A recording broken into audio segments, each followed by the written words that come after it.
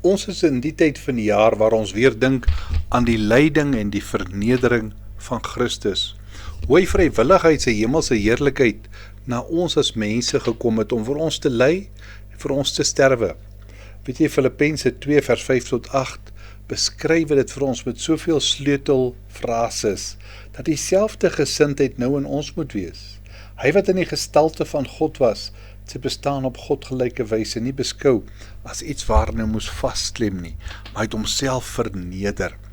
En daarmee wil Paulus skryf dat Jesus homself ontledig het, 'n menslike natuur aangeneem het, al het hy ten volle goddelik gebly. Hy is in 'n stal gebore, met arm ouers, 'n daad wat meer was as net gewone vernedering. As die wetgewer dat hy homself vrywilliglik onderwerp aan die vereistes van Moses se wet. Hy het menslike swakhede soos honger, dors, moegheid en droefheid ervaar. Hy was verraai deur 'n disipel, in die steek gelaat deur sy ander disippels. Hy was verhoor deur mense wat hy geskape het. Hy het die vervloekte dood van die kruis verduur, die fisiese pyn van die kruisiging.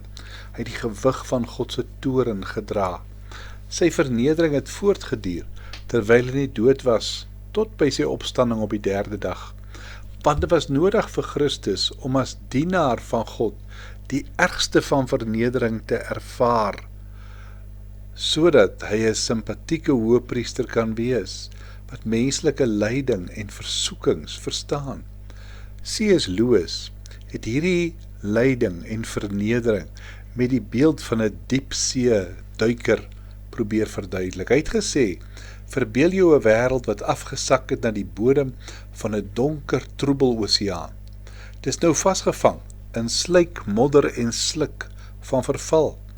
Om dit te red, moet 'n duiker van bo af kom, uit die ryk van die lig. Die duiker moet eers sy gemaklike klere uittrek, soos Christus met sy hemelse heerlikheid gedoen het.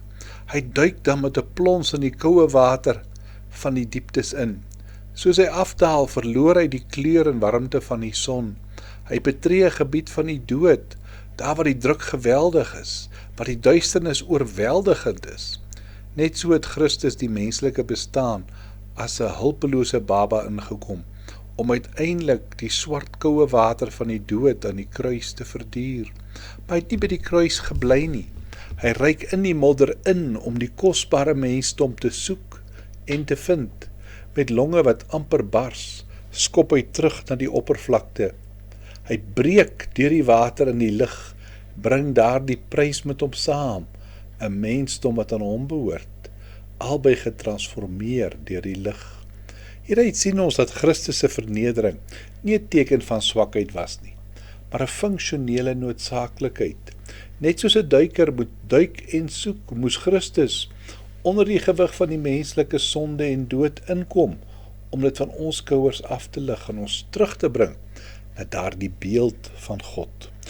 Kom ons bid saam. Here Jesus, hoe kan ons u liefde ooit verstaan? Geef vir ons die genade om insig daarin te kry en om u te verheerlik uit dankbaarheid. Amen.